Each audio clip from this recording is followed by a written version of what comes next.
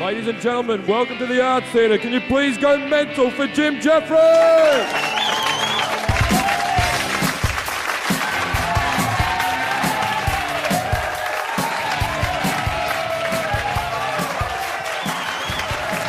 Hey! How y'all going? Good. Welcome to the recording of my first ever DVD, people. So thank you for coming. Who's seen me before? Give me a yell. Right, who's never seen me? Okay, you do seem like a happier bunch. Well, as I said, the show's called 30, man. It's just basically a lot of stories heading up to the age I am now. I just wanted to rip off the 300 poster, so it's really got nothing to do with fucking nothing. There's no point in it. I mean, I get to travel over this job. Actually, this is the third date on the tour. 2 days ago, I was in Helsinki doing a gig, and we got 600 people came to the fucking gig, but only because they were just like going, "Are you the man who got punched in the face?" So good to see you. I love all that shit, though, man. I went to Sweden, man. The Swedish people are the best looking people I've ever seen in my entire life. I didn't see one ugly fucker while I was out there. I think they might be killing the ugly people. Now, I'm not saying they're walking around killing people. I'm saying they're doing it from birth, right? There'll be like a woman giving birth. There'll be like a doctor, and then there'll be like an official guy in the corner, right? The doctor pulls the baby out. He shows it to the official bloke. He goes, "No." The doctor gets the baby's head, throws it in the corner with all the other ugly dead babies. And they're such a rational breed, I don't think the woman would even be upset. I think she'd just be going, "Was it ugly, was it? Thank you for saving me from the shame. It is my own fault, you know, I shouldn't have had sex with a Scottish man."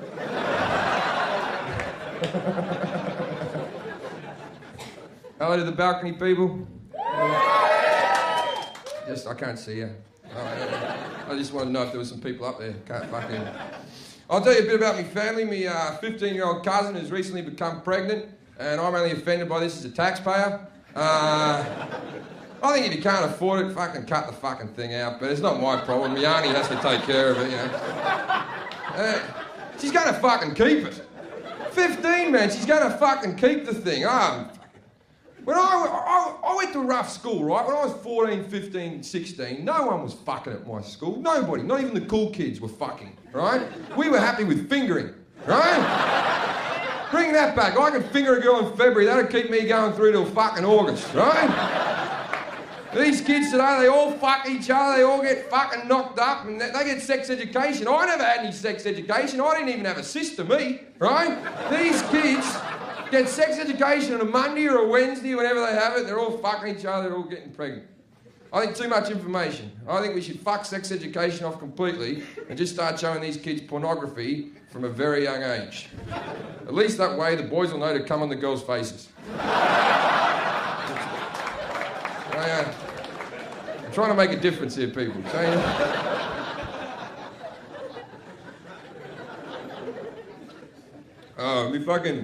My grandmother died, I think went last July or something like that. She was 92, she was meant to fucking die, you know. I would have been more surprised if she did a motocross rally or something like that. Towards the end, she had like 4 strokes and she had dementia. She was just like a head in a chair, really. And she had dementia, or as I like to call it, honesty. Just old people telling the truth, thinking, "I've walked this planet for 92 years, I'm sick of lying to cunts. She's taken my money, that's not my son." And she was meant to die like 2 years ago. She kept on getting strokes. Kept on getting rang up by my mum going, "She's got like 2 days to live," right? So she goes, "You better ring your grandmother, she's going to die any minute," right? So I ring her up and say, "Hey, Grandma, how are you?" And she goes, "Not too good." And I went, "Yeah, I heard that. I hear you're not doing well. Look, Grandma, I'm going to miss you. I love you. I'm sorry you're dying." And she went, "Oh, I love you too, Jim." And then I cried and I thought, well, that's that. And I put the phone down and I went back to the PlayStation, right? And then like 2 years on, she wasn't dead. What do? Do you call back? What's the protocol? Do you go, "Good for you, didn't think you fucking had it in you," right? Every time she was going to die as well, because my father lives in fucking Sydney and my grandmother lives in Queensland, and he would go up to bury his mum, but because of her not dying, he'd go up there, and every time he had to take time off work and all that, and every time he'd come back down, I'd ring him up and go, "Did Grandma die?" And he'd go, "Nah," and I'd go, "Well, better luck next time." And she's got like 12 grandkids, and we all got the same inheritance. We all got $100. That's Australian. $100 Australian. That's fucking 38 quid, right? That's not even enough for 2 lap dances, that, right? How is her spirit meant to live on? And those people can fucking hang on forever and ever because they're worried about the afterlife. She wasn't going to fucking die. That's the same reason the old Pope, not the Nazi we got now, the one before that, right? He wouldn't. Remember the one that was curved like a banana, right? He wouldn't die because he was religious and evil. Every time there was like a pedophile in the Catholic Church, he would just move them to a different church so that God's not watching, we're okay. We just Now, it's all gone a bit weird because I mentioned pedophilia. Don't think that I don't know that pedophilia is a very awkward subject to bring up at a comedy gig at the 5-minute mark of the show. But let's have a go. I've had some personal... I was molested by a scoutmaster when I was young. This is true, he never physically touched me or penetrated me. He used to put me in a corner and masturbate on me, but still, not a great day. And I find pedophilia to be it's a very awkward... In society, if there's certain pedophiles that we condemn, and then there's other pedophiles that when they do, we don't even notice. We just put it under the carpet and go, "Oh, don't talk about that." That doesn't... Okay, does everyone know that Elvis Presley was a pedophile? Right? There's no debating this. Elvis Presley had Priscilla Presley move into his house at 14 years of age, whereupon he fucked her, and then married her at 16 or 17 or something like that, right? So Elvis was a pedophile. You happy with that? Right. Charlie Chaplin was a pedophile. He fucked 13-year-olds, 14-year-olds, 15-year-old girls. Yet there's a statue in the middle of Leicester Square of Charlie Chaplin where you can have your photograph taken with the pedophile.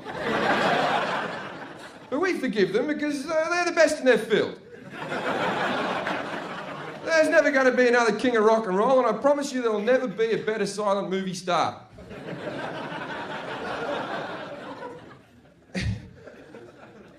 At what point do we as a society go, but they were good? Like, what I'm trying to say is, how talented do you have to be to fuck a kid? Right? Gary Glitter. Dun, dun, dun, dun. Hey, dun, dun, dun. Good song, don't fuck a kid.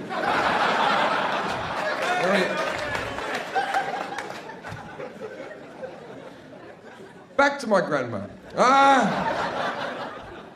I'll tell you what she's evil, right? When I was 17 years old, I was in a school musical, as you do when you're in high school, you do plays and stuff like that. I was in a school musical and I got the lead role. And my grandmother came down from Queensland to come and see the musical and stay with us. And she was staying in my room and I had to kip out in the fucking living room on the couch.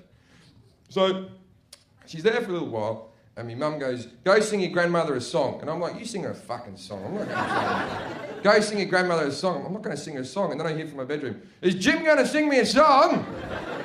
And I went, "Yes, Grandma." And, "You fucking bitch, man." So I walk in there and I go, "What song would you like to hear, Grandma?" And she said, "Stormy Weather." And so I went, "Don't know why there's no sun up in the sky." And my grandmother looked at me adoringly, as only a grandmother could look at her grandson singing a song. And then I finished the song and I went, "There you go, Grandma. That's your song." And I went to walk away. And as I was walking away, my grandmother goes, "I'll tell you a story." And I'm like, "Of course you'll tell me a fucking story. You've never not told me a story. One day I'll get 38 quid and this will all be worthwhile." Right? "What's your story, Grandma?" She goes, "I used to live in this town called Gympie, which is a real town in Queensland. And I lived in Gympie and there was a showroom and on a Wednesday they would have local lads who would come and sing in the cabaret bar. And afterwards there was a singer who sang beautifully just like you, and afterwards I got talking to him he asked me to go for a drive in his car and he drove me out to the coast and he laid a blanket down and we made love under the stars." Now this is she's about 84 at this stage, telling her grandson this. I'm there going, "That's a great story, Grandma." And she goes, "And then as I was laying there with the moon glistening off my naked body, I looked up at him and I said, sing me a song. And he sang me Stormy Weather. That's why she was looking at me adoringly. She wasn't thinking of her grandson singing a song. She was thinking of Johnny fucking Showtime fucking her on the beach. I'd made this woman wet for the first time in 40 odd years.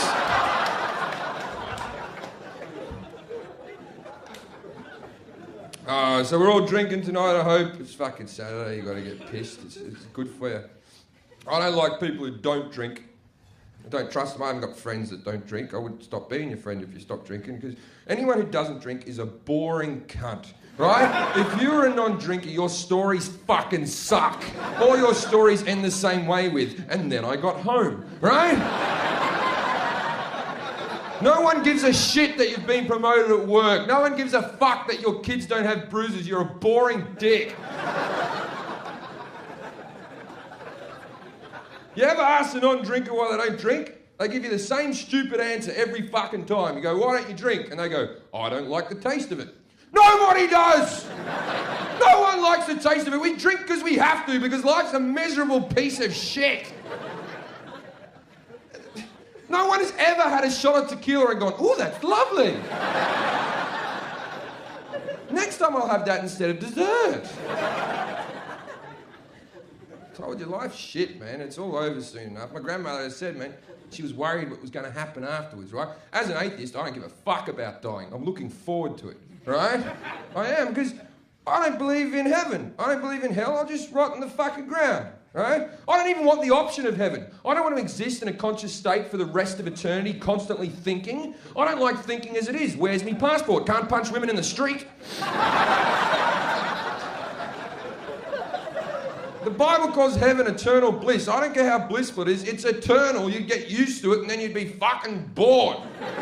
And what's hell meant to be like? Fire and brimstone, eternal agony? That's what's written in the Bible. That's God's book. As far as I know, the devil hasn't brought out a book. We don't know his side of the argument, right? If you ask me, the devil and God are having an argument, the devil's being a bigger fucking man, because God's just writing shit about him. And the devil's going, I'm not even going to fucking comment, son.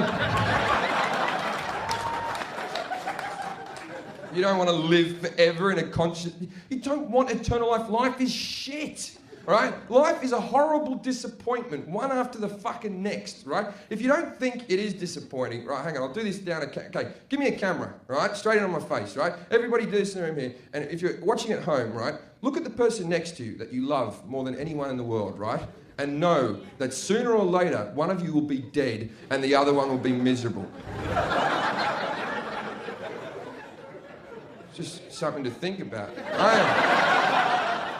So I told you, like, the only reason you people are here is because you want me to make you laugh for a fucking hour, because you know when you go back to work on Monday, your life's gonna be shit. And then you'll be dead. And what's meant to happen when you die? You go to heaven, you see a big bright light, you walk towards the light. What's at the end of the light? All your dead relatives. Well, whoop-de-fucking-do. You ever spent a weekend at your grandparents' house? It's fucking shit. Be up there for an hour going, wish all me friends would die. You'd be out there meeting everyone. Hello, Nana. Hello, Grandad. Hello, Uncle who used to touch me. How did you get up here?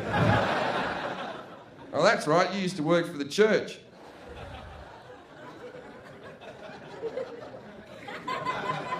That got a very mixed response. Let's have a think about this, right? Okay, I know I've been picking on the Christians, the Catholics, or whatever they fucking call themselves. If you're religious, you're a fucking idiot, right? Point blank. The guy in the cloud and all that, you're a fucking moron, right?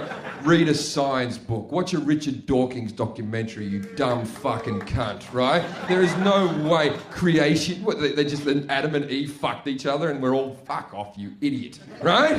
There was a big ark with two animals. How did the fucking slugs get there in 2 days? How did they get there? They came from the four corners of the earth. These fucking slow-moving animals never would have fucking made it. How are the polar bears mixing up with the fucking gorillas and shit? Now, please do not think that I'm just picking on the Christians. I think all religious people are ridiculous, right? So let's have a go at all of them, shall we? Jews, what's all that about? What's with the curly sideburns? Where in the Bible does it say, if thou loves me, thou shalt look like a dick? Buddha, you fat cunt. Why would I follow you? You look like you can't take care of yourself. Then there's our Muslim friends. The fucking muzzies are mental. Thank fuck the muzzies don't drink, because they'd be out of control if they fucking did. They just aren't a tolerant bunch, the muzzies.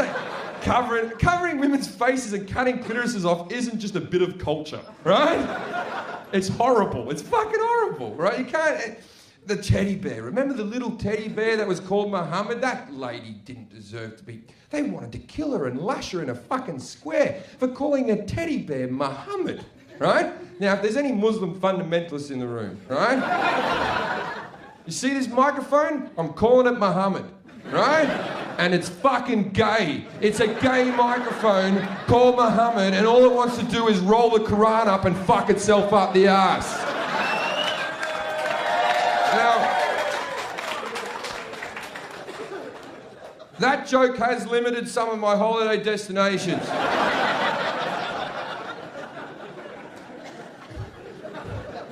But you can't drink there, it's not really a fucking holiday, is it?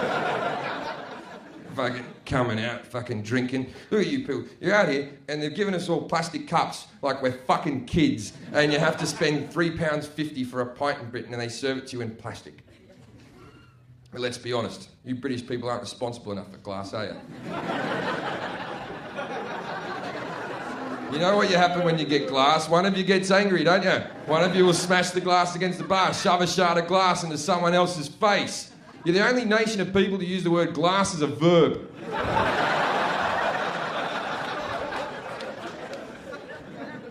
Oh, fuck, you come out, go to a nightclub, you get pissed, you go to the toilet, go to wash your hands, but you're not allowed to wash your hands.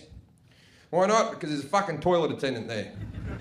A guy with a metal tray with a whole lot of pound coins on him. A few bits of fucking perfume, a couple of chopper chomps and a bit of chewing gum. And he's ready with a soap. I fucking hate those cunts. I'm not going to give you a pound, mate. I've washed my hands before. I'm fucking good at it, right? It's one of my skills. I'm not the most hygienic guy in the world anyway. I was just sniffing coke off a toilet seat, for fuck's sake. You ever walked out of there and not washed your hands? They look at you like you're scum. I'm scum. You work in a fucking toilet, mate.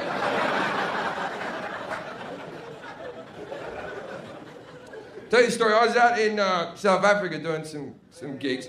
I was out there with a gay comedian. He took me to this gay club in South Africa and we took 2 ecstasy tablets each, right? He's off on the dance floor trying to get some dick. And I'm standing in the bar chatting to a couple of lads I've never met before, and one of them goes, "You're wasted, aren't you?" And I went, "Yep."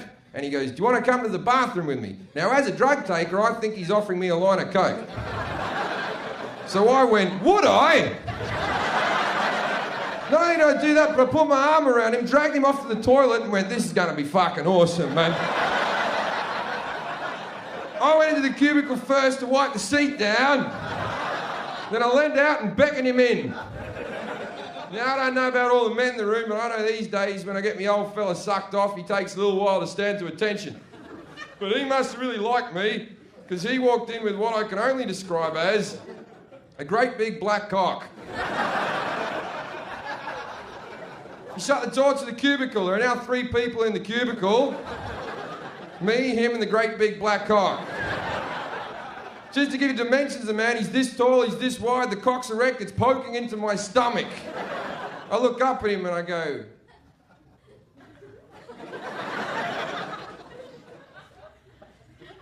I thought we were going to do some coke. And he went, "Do you want some coke first?"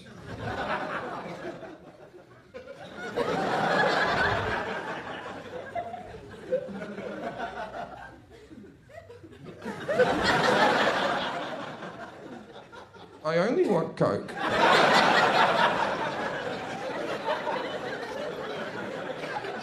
I can see how with your accent you may have mistaken that for cock. Now, I'd like to say that something funny happened after that.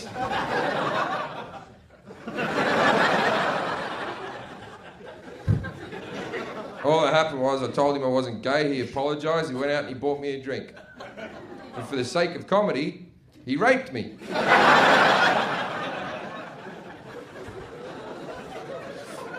Now, I'm going to talk to you a bit about me dad. Me dad's a weird cat, right? Good guy, he's not a cat.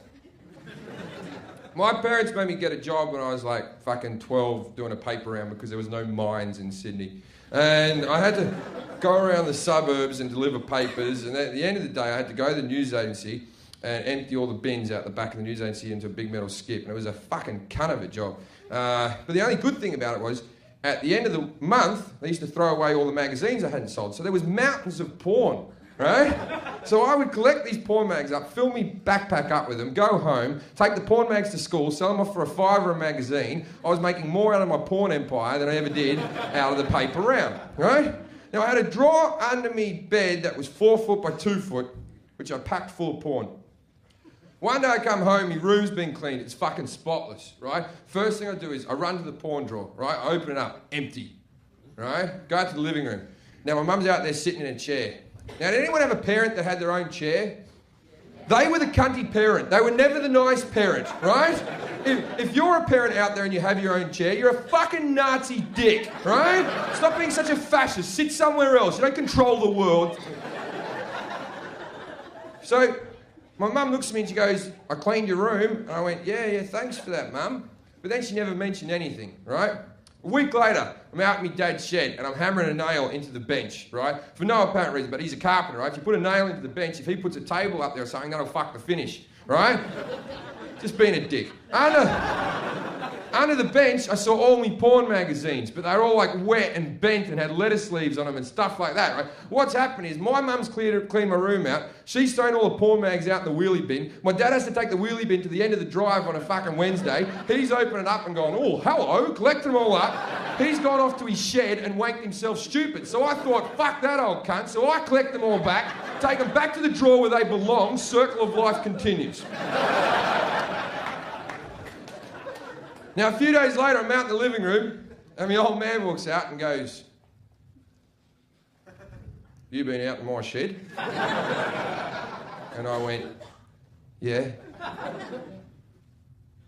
You're not allowed those magazines. Neither are you.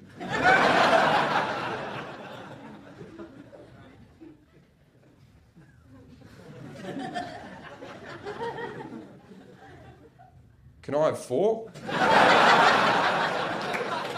To this day, if you go out to my fucking parents' house, man, there's 4 porn magazines out in that quality early 90s material. My fucking, I'll tell you, this is a good story.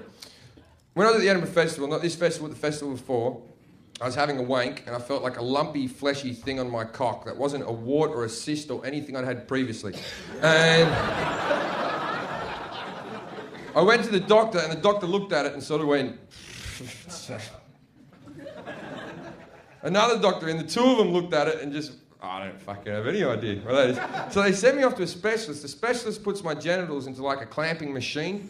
And it turns out that I have a tumour growing on the side of my penis. Now, I go to the doctor, do many people die from this? And he's like, nah, most people detect it pretty quick. They don't leave it to chance. And now, as I said, no one dies from this. It's very rare. And I'm not famous, but I'm on telly a bit. I might be the most famous person ever to have this condition, which means I'll have to become a spokesperson.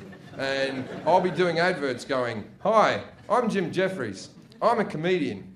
But you know what's not a laughing matter? Dick cancer. Do you know that 2 people die from dick cancer a year? This must be stopped.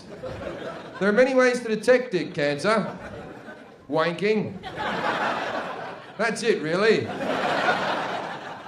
Please buy a ribbon. Now, while I was out at the Edinburgh Festival, I was with a girl for 3 years, and I never cheated on her, but I did cheat on her twice during the Edinburgh Festival because it's a festival. And when I went to the doctor, I was worried that it was a sexually transmitted disease. I think I'm the first person ever to high-five a doctor when he says he got cancer. I was fucking well up for that. I was like, cancer, fucking yeah! Because you come home with herpes, she'll kick you out of the fucking house, right? You come home with dick cancer, she'll make you a cake or something real nice. And God bless her, I loved her to bits, but we're broken up now. I can say this, she wasn't bright, she was a thick girl. She would not have sex with me until the tumour was removed because she was worried it was contagious. I'm like, it's not contagious, it's fucking cancer, all right? Let's just enjoy the width while we have it. You guys know I'm right. You haven't had sex till you've had tumour sex. I said, it's not contagious. It's not like we got it from a tit wank from Kylie Minogue.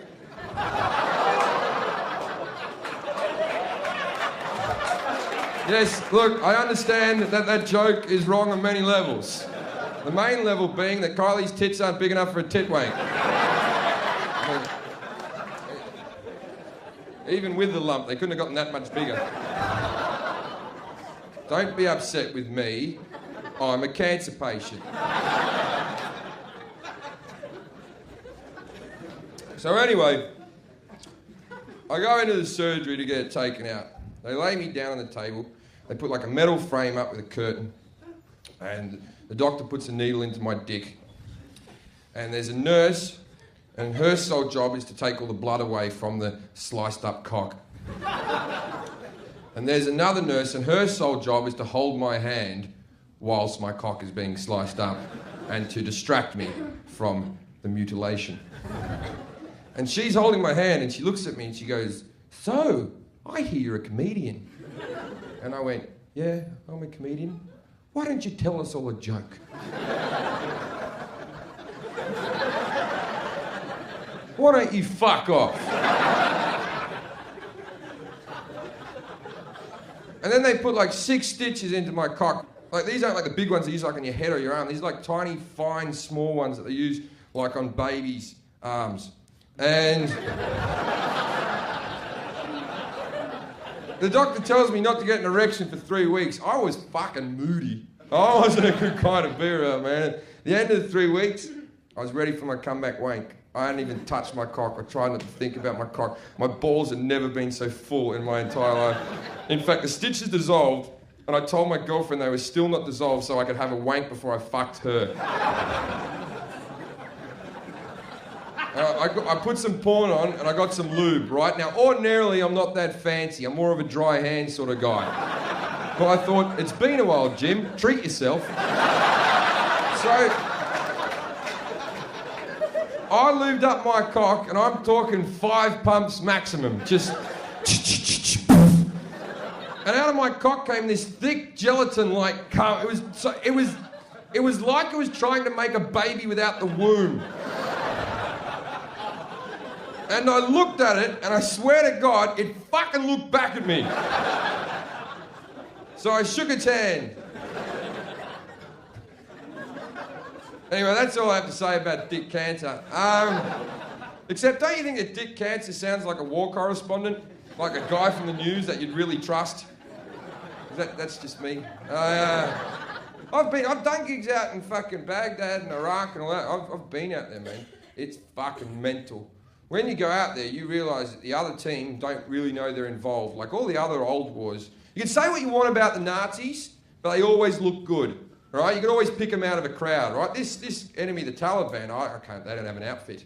And I was there on the first day, well, not the first day of the war, the first day I was there, and I was in a helicopter flying over the top of Baghdad with my helmet on, my bulletproof vest, thinking I look as cool as fuck, right?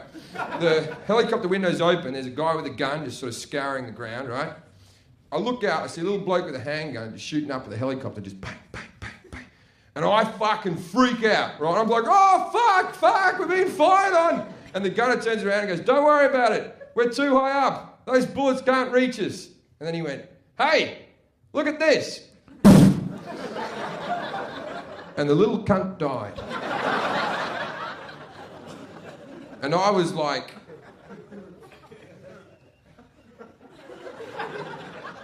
I was just saying. Didn't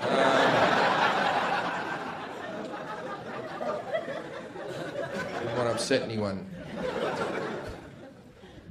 Fucking mental, man. I get so desensitised about terrorism now, I don't even care anymore. The first big one, remember the big one where the planes hit the buildings and the buildings... I can't remember what date it was, but the fucking... And every terrorist attack since then, it's fucking whatever. The one in Glasgow where the guy was in flames and he drove his flaming car into the airport. The first thing that went through my brains when I saw that was, oh, you fucking cunt. Now I'm going to have to put my toiletries in a plastic bag. Take me shoes off, you're wasting me time.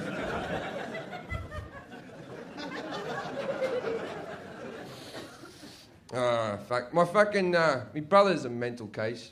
He's been mental my whole childhood. He can't help himself. He's older than me, but he's just fucking wired wrong. Something in his head. I'm gonna tell you, I've never told this on stage before. It probably won't go on the DVD, but this is just something funny. Me and my brothers were talking. Whenever my mother's a great big fat woman, she still is. She's 18, 19 stone or something.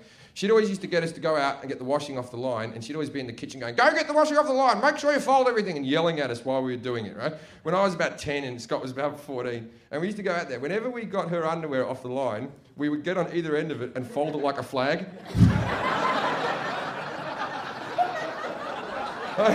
like, if that's not funny, nothing is.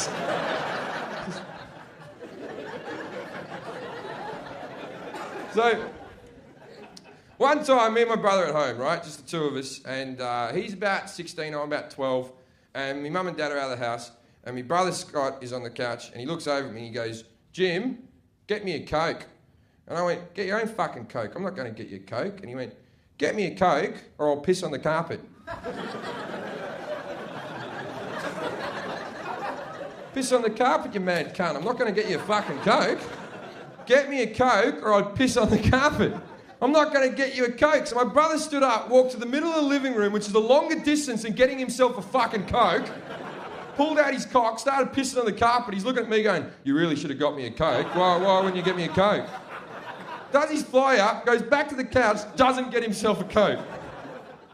So I just fucking left the puddle of urine there. My mum comes home, she's fucking furious, right? Big puddle of urine. She goes, who did this? Who did it? And I went, Scott did it. She looked at Scott, she goes, what did you do that for? And he goes, I told Jim to get me a Coke or I'd piss on the carpet. And my mum turns to me and goes, why didn't you get him a Coke? You know he's fucking mental.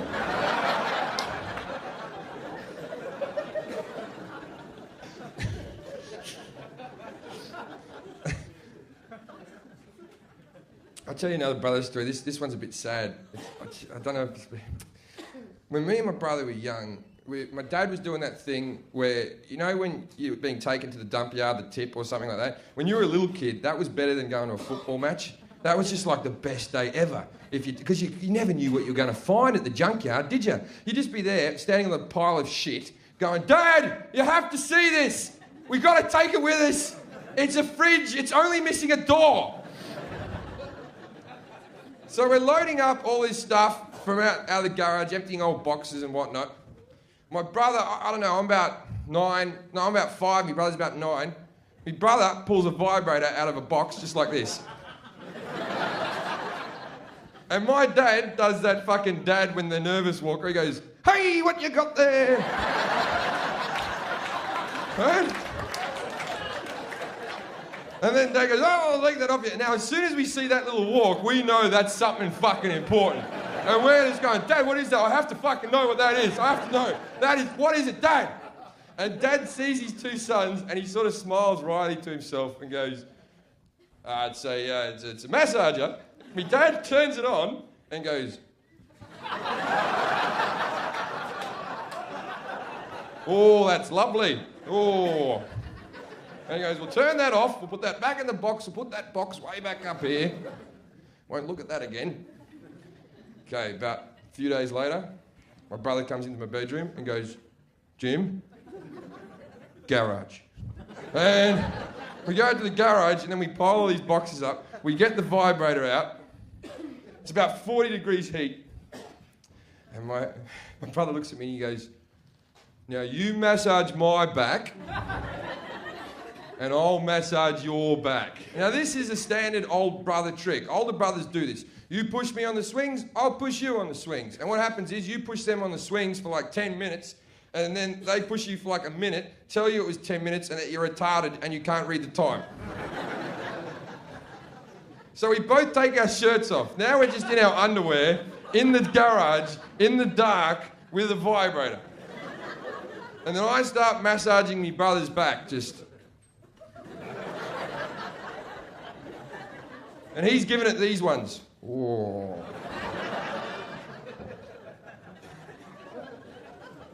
And then it's my turn. I get in front. My brother holds the vibrator up. He turns it on, and then he drops it on the ground and goes, "You have to put it back up on the top shelf," and then he fucks off. Now, I'm 5 years old. What do? I cry, right? And I pick the vibrator up in the darkness, and I just go...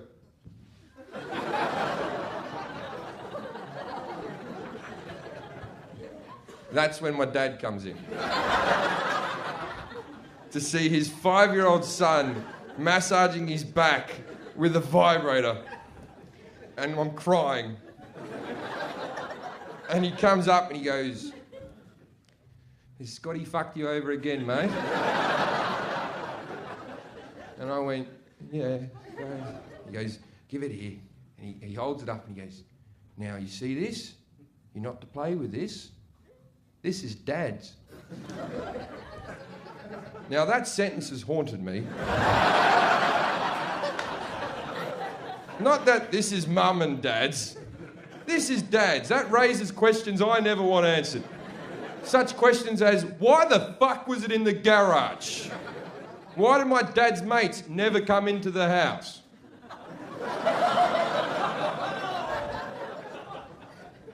I was happy with it being in my mum, but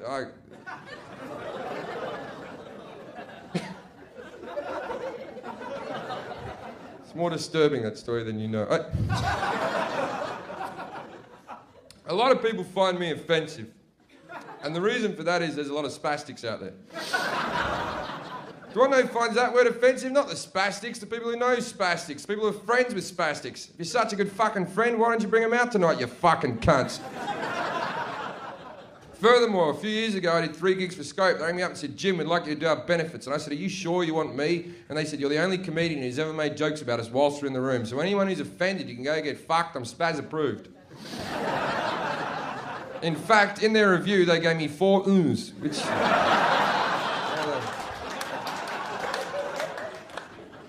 Now, as I said before, if you're friends with these people, why don't you bring them out? You always get some bleeding heart come up to you after a gig going, "Do you know my best friend is a not a spastic, but and then you're like, "Well, where the fuck are they, you bitch?" Fucking.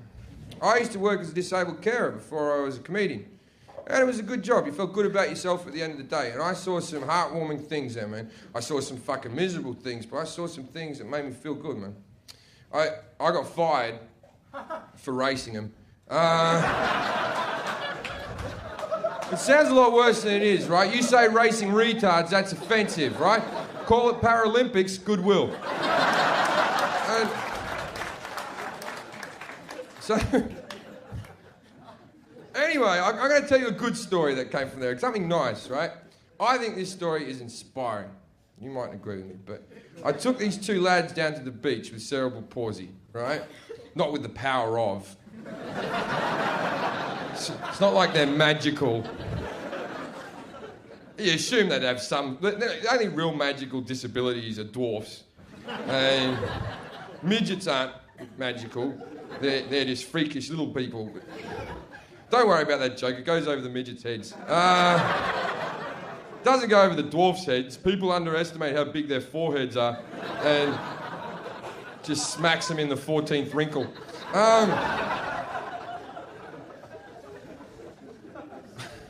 Anyway, I took these 2 lads down to the beach with cerebral palsy. And we wheeled them down to the beach. And there's that beautiful moment when you're at the beach and you're just looking at the water and the sand where you're eating an ice cream. You go, how long do we stay here for? What's the appropriate amount of time? It's not like they're going to go swimming. And in Australia, you can sunbake topless. So there's a lot of topless women walking around. And you're not meant to look at topless women when they're on the beach. If one woman in this room was topless right now, there'd be no gig. The show would be over. The room would be freaking out, right? But... at the beach, if a girl's topless, you're meant to just act like this is normal and not look or poke. So, anyway, the two this girl walks by with tremendous tits, right? Now, one of the lads who has no muscle memory whatsoever, right? He's all hawkinged up, right? And a pair of tits walked by, and I swear to God, he fucking locked on. Like a solid fucking... He did not fucking deviate as she went by. And I was thinking, is this some type of therapy that they've never offered these people? Anyway, so I start thinking right now, as an able-bodied person, I can't stare at tits because someone will punch me in the head. But I think, fuck it, I'm going to start staring at tits. Who's going to punch me in the head? I'm the nicest guy in the world. I'm with two spastics, right? So I start staring at tits. Then this big fat-ass woman with just bikini bottoms on, with her tits hanging out, walks by.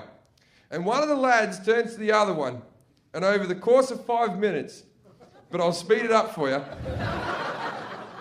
goes, "There's one for you, mate." Now, it's a lovely joke. It's a joke that we have all enjoyed. Everyone has done that joke with their friends, gone, "That's your wife, that is," and we've all had a good laugh. It's not a great joke, but you know what I found heartwarming, what I found inspiring about that? You know what was inspiring? This guy can't wipe his own ass, yet he's too good for the fat chick. The human spirit, my friends.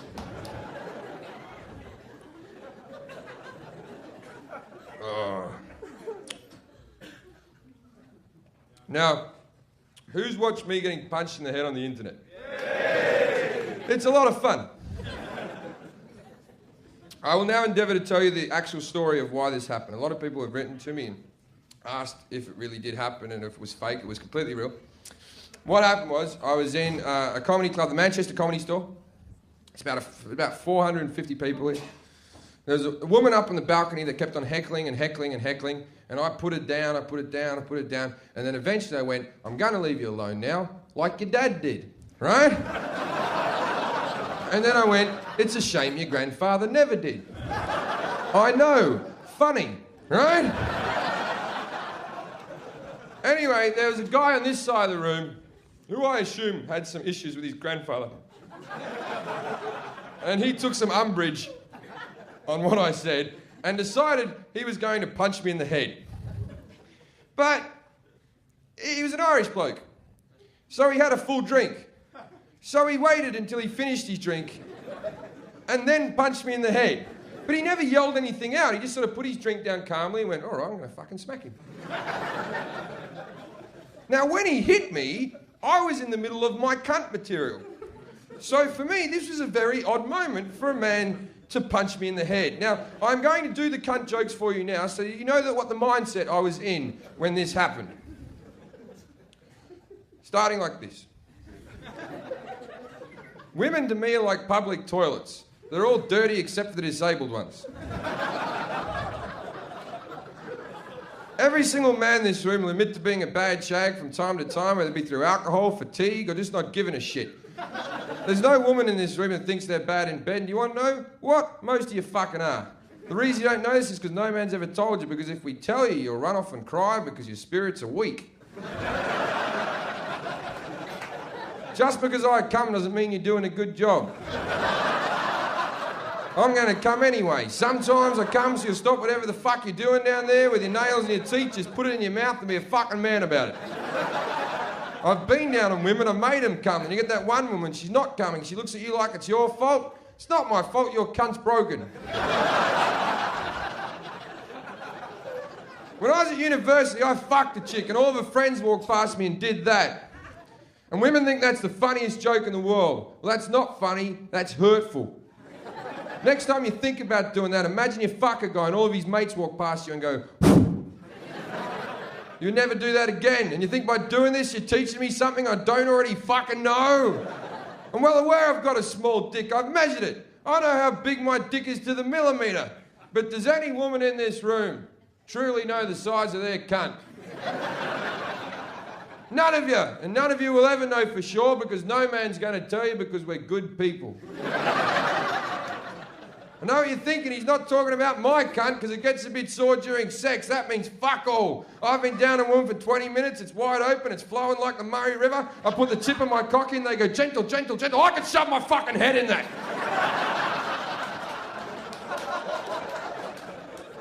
Sometimes fat chicks have really tight cunts. That's a bloody mystery, eh?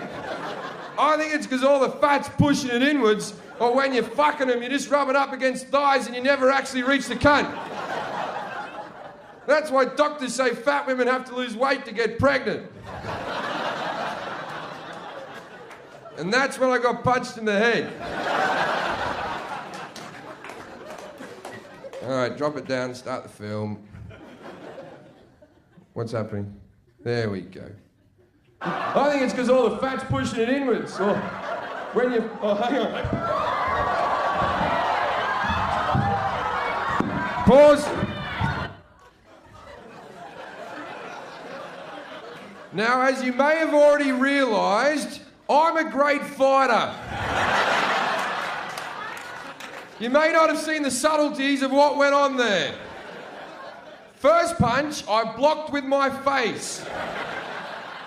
Then I went into my crouching ninja position, allowing him to punch me in the back of the head, which is the hardest part of the human body, hurting his hand.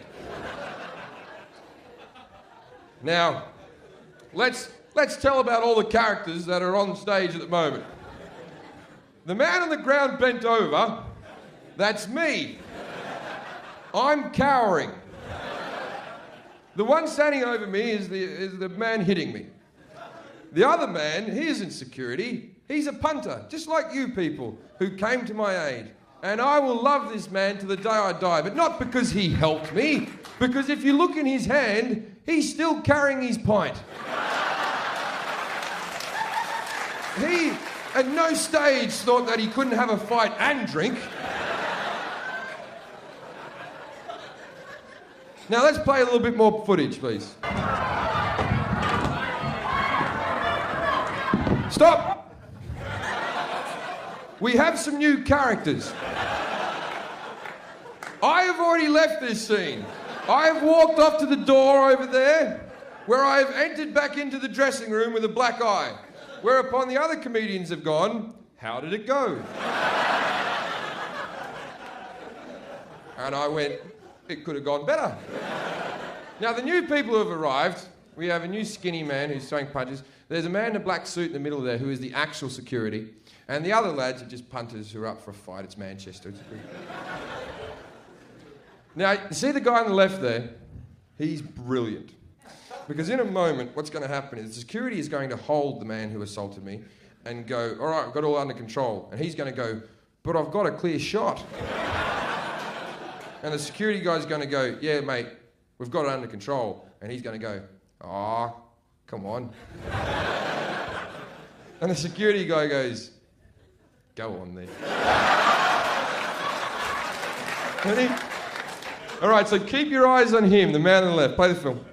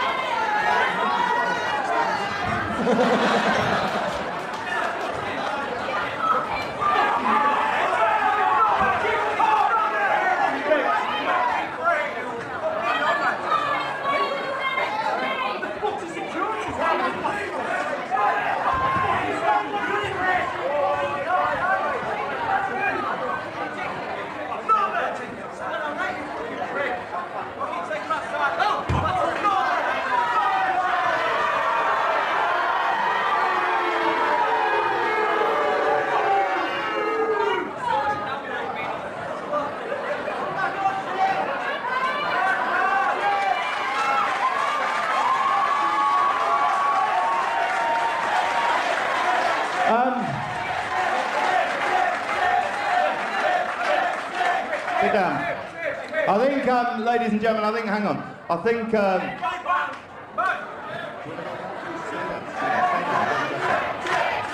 right, ladies and gentlemen, the wanker's gone, all right? Pause. Now, this is the security footage, so it's very grainy and whatever. So I got given this copy of this tape from the Comedy Store after it happened, right?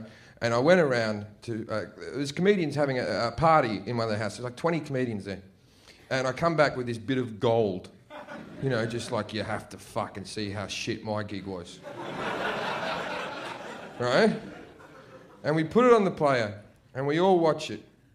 And when Tim Clark comes out and goes, "Ladies and gentlemen, the wanker's gone," all the comics said in unison, "But he's coming back out." Now, I do come back out, and I'm about to come out to a standing ovation. Now, it wasn't that good a gig to begin with, but people felt sorry for me. But what you're really going to see is when I come out, you're going to see some of the worst high-fiving you've ever seen. I'm talking, I'm missing hands, I'm grabbing, like, I'm not a cool guy. I just don't have cool in me, right? Well, the other day, someone gave me one of them, and I grabbed their fist. And went, "Hello."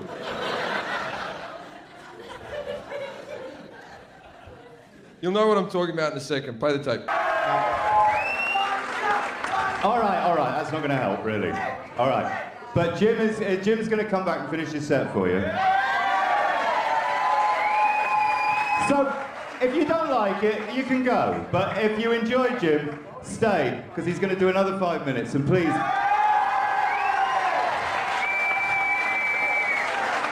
Ladies and gentlemen, to finish off, welcome back, Jim Jeffries.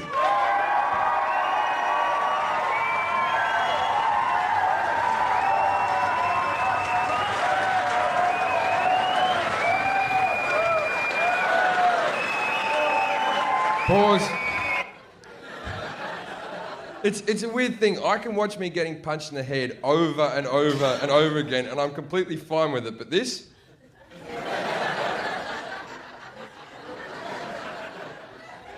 Now that's embarrassing. Now, if you watch this footage on YouTube or whatever web page you've looked at it on, there'll be a little click in the tape where all of a sudden I'll be witty and going, "Why did that guy come up here?" And I'll say some funny things. That's not what actually happened. The man who hit me was obviously Irish because he was yelling at me like he was from the IRA. And he kept hitting me. And when I came out, I may have said some very bigoted things about the Irish, which I regret saying, but as a live show, I feel I should be honest with you so you can see the actual footage of what I exactly said. Now, I wasn't racist because Irish people, it's not a race. Get over it. I was just being a bigoted cunt. You'll understand, I'm not proud of this, but play the tape.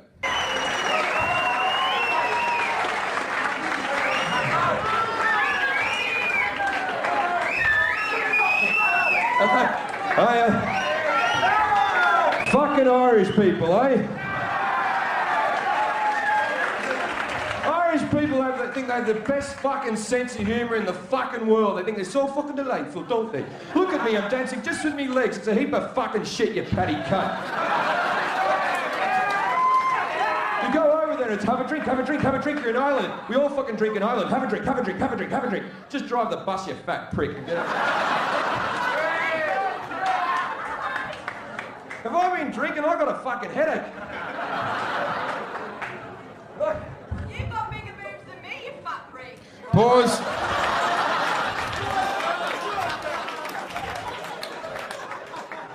We may have edited that bit out as well.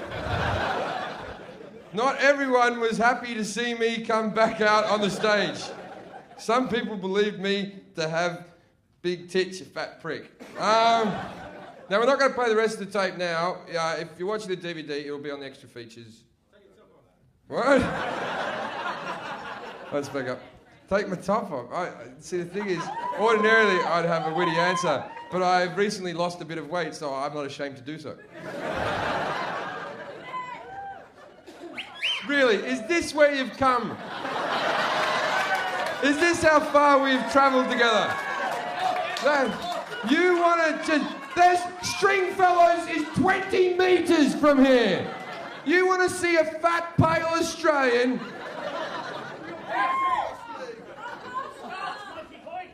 Well, who am I to tell you can't?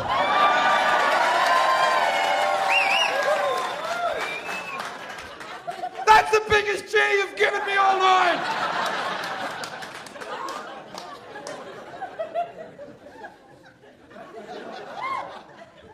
I have played with my father's vibrator. I have sucked a black cock in a toilet.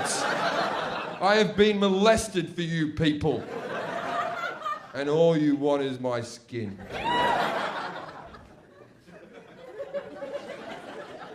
Well, that's what you're gonna do. This is weird. Okay, we're wrapping up right now. We're gonna be out of here in a second. Last night, on a Friday, the room was all men. It was a great crowd last night. You've been good, but they were fucking good. Right? And it was all men, angry young men, and it was like fucking testosterone city. And now it's couples night. It's Saturday. On Friday you go out with the guys from work. On Saturday you take your bird out, right? Obviously she gets to choose the movie next time. I don't imagine that I'm the bird's choice and there's some guy going, go see Jim Jeffries say cunt. As long as you can watch Still Magnolias. All I'm saying is, yesterday's crowd didn't go, woo! All right, Brett, how long we got? 5 minutes? Yeah, a bit more. Are we going to do a bit more? 5 minutes. All right, well, we don't want to piss anyone off. Okay, does everyone know that Eddie Izzard's on the stage straight after me? So we can get into a bit of trouble if we run over because I don't want to have the fuck beaten out of me by a 50-year-old man in a dress.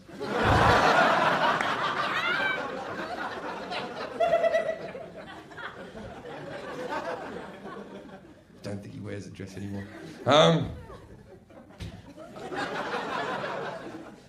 going to see him in the stairs going up. He's probably standing there. I'm going to go, bit of a laugh. All right, okay, should we do the sing-along version? Oh, no, it's not enough men. We'll just do the normal version. Okay, I've got to get this on tape, and you've probably all seen it a billion times, but I've got to do the egg story, all right? Okay. So, if you have... This is what happened yesterday. We did the... fucking undid me belt.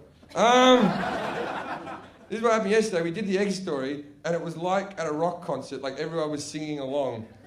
Let's try to do it just properly. If you know the punchlines, please do not yell them out in unison, but if you really want to, okay. Right? A couple of years ago, I was performing in the Amsterdam Hilton. Now, in the basement of the Amsterdam Hilton, they have a comedy club, and I was there for 2 weeks. I had 2 days off in my 2 weeks, and I found on the outskirts of Amsterdam, there's a great big place called the Porn Warehouse, which is like a great big Asda. So on my day off, I thought, fuck Anne Frank's place, and I went out to the Porn Warehouse. Now, when I go shopping in Asda, I take a little plastic basket with me. Porn Warehouse took a trolley. It still had the kids' seat, which I thought was weird. Now, I'm loading my trolley full of every bit of porno paraphernalia I can get. I get up towards the till, and there's a massive wall covered in dildos. Now, if you're with your mates, what would you do? Sword fight. But I was by myself, so the most I could muster is like a scene from Star Wars with a thing. Anyway, there's a smaller wall, but just as impressive, covered in rubber vibrating vaginas. Now, whenever you're with your mates and you see one of those, you go, who the fuck would use one of those, eh? There's always a bit of your brain that goes, wouldn't mind trying that just once.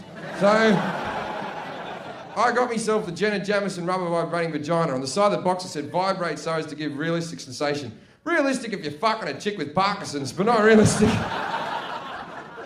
Now, I'm going back to my hotel and decided if I'm going to have this wank, it's going to be the wank. It's going to be the wank that when I've got dementia, I'll be sitting in a nursing home going, well, fuck the rubber cunt! Fucked it. So I put all my porn mags down one side of the bed, I put porn on the telly, I got the rubber cunt out, had a vibe. I put...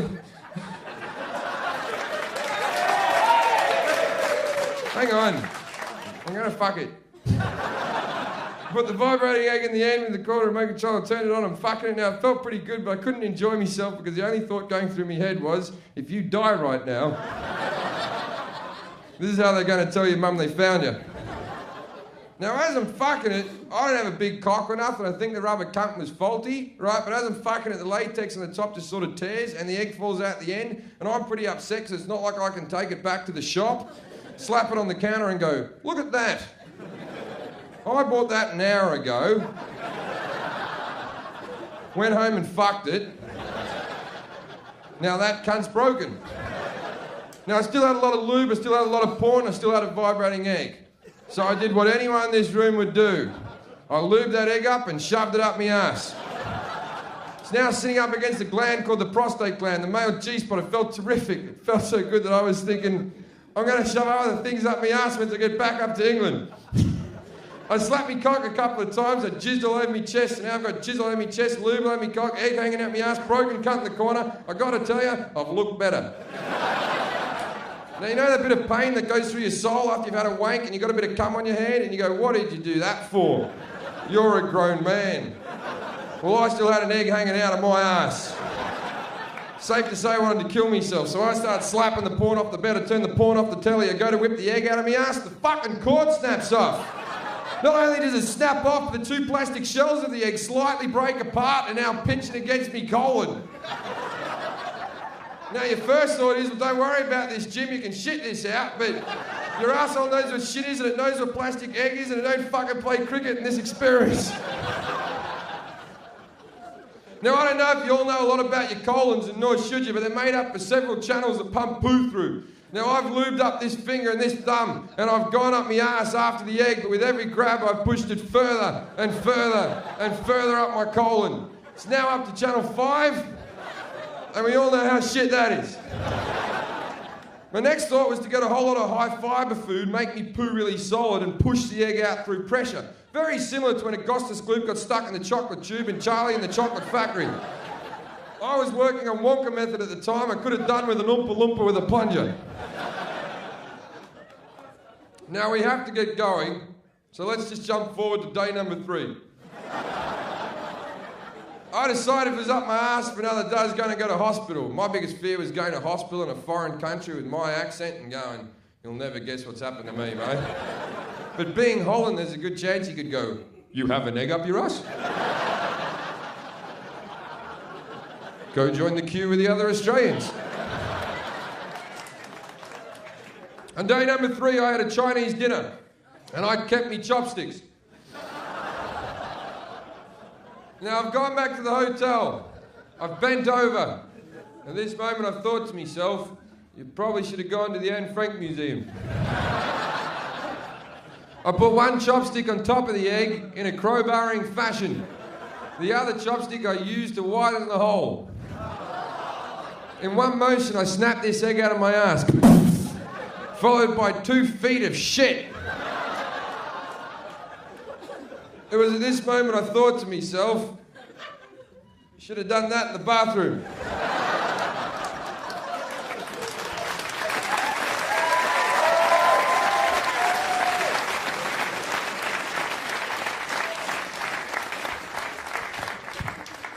That's it. We gotta get out of here. Okay.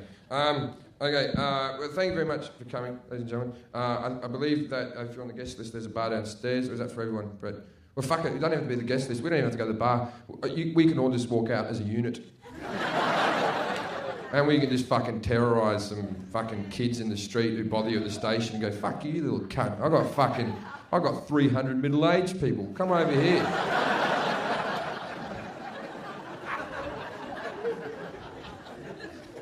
I wanted to do sluts and studs, Brett. I can't. Huh? Right. We'll finish on this joke.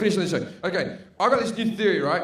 Every time a woman sleeps with a lot of men, she's called a slut. But if a man sleeps with a lot of women, he's called a stud. And people have always said this is unfair, right? I'm here to tell you it's completely fair.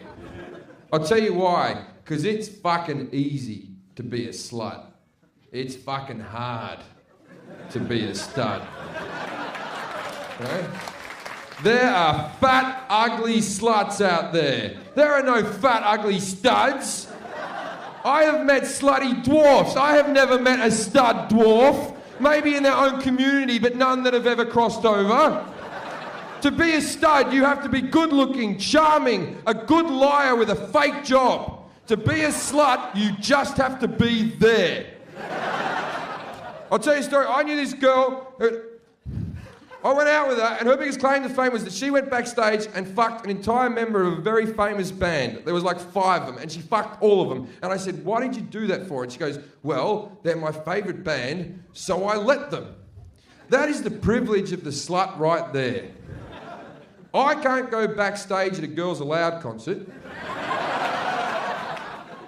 and go, I love the last album.